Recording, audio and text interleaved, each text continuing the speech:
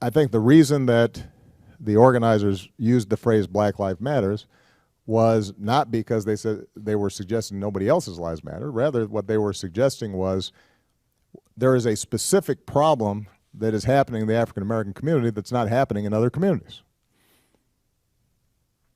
And that is a legitimate issue that we've got to address. We as a society, particularly given our history, have to take this seriously.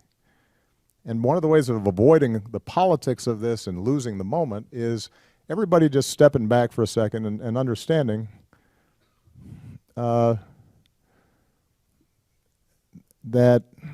the African American community is not just making this up. And it's not just something being politicized. It's real, and there's a history behind it, and we have to take it seriously. And it's incumbent then on the activists to also take seriously the tough job that police have.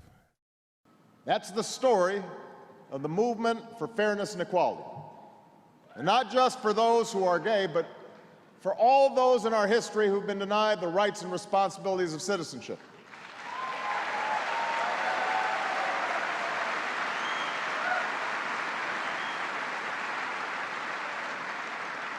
For all who've been told that the full blessings and opportunities of this country were closed to them.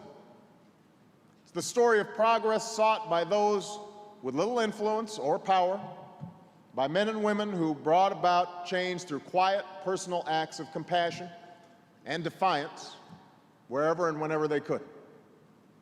It's the story of the Stonewall protests, when a group of citizens with few options and fewer supporters stood up against discrimination and helped to inspire a movement.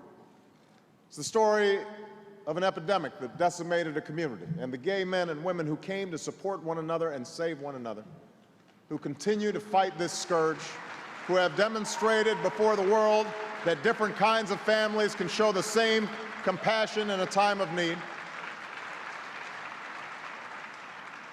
And it's the story of the Human Rights Campaign and the fights you fought for nearly 30 years.